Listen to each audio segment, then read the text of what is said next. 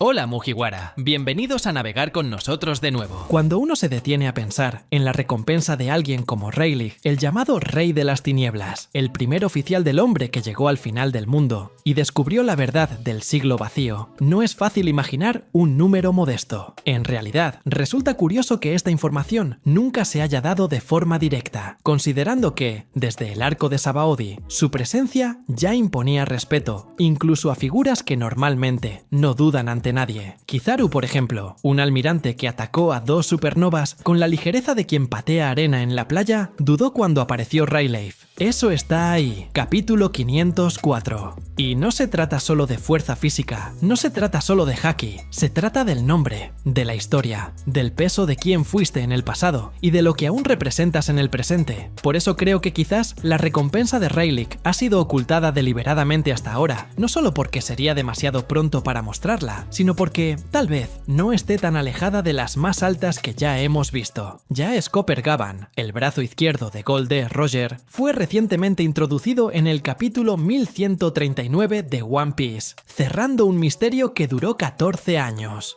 Su presencia en el BAF, junto a Rayleigh, refuerza su importancia en la tripulación de los piratas de Roger. Gavan es descrito como alguien con habilidades que rivalizan con las de Roger y Rayleigh, apodado el Devorador de Montañas, por su impresionante fuerza. Su aparición en el BAF, esperando a Luffy y su tripulación, indica que desempeñará un papel importante en los eventos actuales, posiblemente conectando el pasado con el presente e influyendo en el rumbo de los acontecimientos en el mundo de One Piece. Si Luffy tiene ahora 3.000 millones y Zoro y Sanji están cerca de los 2.000 millones cada uno, ya no podemos usar aquella antigua vara de medir, donde solo figuras como Barba Blanca, Kaido o Big Mom tenían ese tipo de valor. El mundo cambió, la vara subió, y si Loki, príncipe de los gigantes del BAF, tiene 2.000 millones sin ser el heredero del trono de Joy Boy, ni haber liderado una tripulación que enfrentó a los más grandes del mundo, entonces creo que sí podemos, sin forzar demasiado, imaginar que los dos brazos de Roger tenían recompensas incluso mayores que eso. Rayleigh era el vicecapitán de Roger, el primer oficial, el hombre que compartió el barco con el único pirata que llegó al final de la Grand Line, encontró Laugh Tale, leyó los poneglyphs y entendió todo. Sabemos que Roger llegó hasta el final, pero quien leyó las piedras fue Oden, y quien entendía lo que se estaba leyendo estaba ahí, a su lado, Rayleigh. Eso aparece en su conversación con Robin, en el capítulo 507, donde confirma que sabe lo que ocurrió en el siglo vacío, que conoce la historia completa, pero que no piensa contarla porque entiende que el viaje de cada uno es personal. Eso no es solo filosofía, es un riesgo. Alguien que sabe todo eso no es un civil común,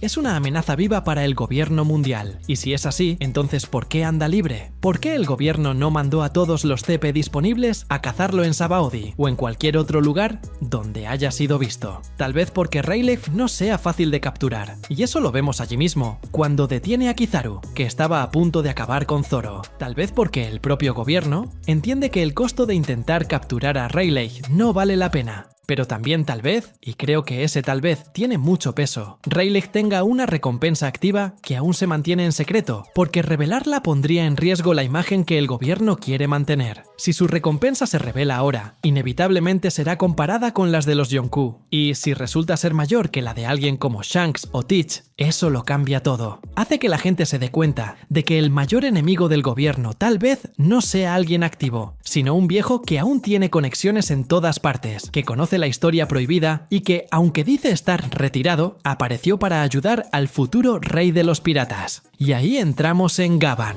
Scopper Gavan. Apareció poco, casi nada, pero lo que sabemos de él ya es suficiente para levantar muchas preguntas que aún no han sido respondidas. Gavan era el brazo izquierdo de Roger, el hombre que estaba en la retaguardia, aquel que probablemente conocía los detalles operativos de la tripulación. Y, incluso con tan pocas apariciones, su diseño llamó la atención de todos. Brazaletes, postura, expresión seria. No parece un personaje hecho solo para adornar un flashback. Y lo más curioso, aún no ha aparecido en el presente. A diferencia de Rayleigh, que ya estuvo en Sabaody, en Amazon Lily, e incluso comentó la lucha entre Barba Negra y Law, Gavan sigue ausente. silencioso. Y es precisamente en ese silencio donde reside su fuerza. Creo que está siendo guardado para un momento específico. Tal vez un momento en que los aliados de Luffy necesiten a alguien que represente el pasado y pueda cargar con un legado. Si Rayleigh representa el legado de la fuerza y la sabiduría de Roger, Gavan puede representar el equilibrio. Puede ser aquel que mantuvo a la tripulación en el camino correcto, mientras Roger y Rayleigh seguían sus propios ritmos. Y si el mundo de One Piece funciona con paralelismos, y a Oda le encanta crear paralelismos, entonces tiene todo el sentido que, si los brazos derecho e izquierdo de Luffy están ahora con casi 2.000 millones de recompensa, los de Roger hayan tenido algo equivalente o incluso mayor. Tal vez Rayleigh tuviera algo como 3,4 mil millones y Gavan unos 2,7 o 2,8 mil millones. Algo que reflejara no solo su fuerza, sino lo que representaban.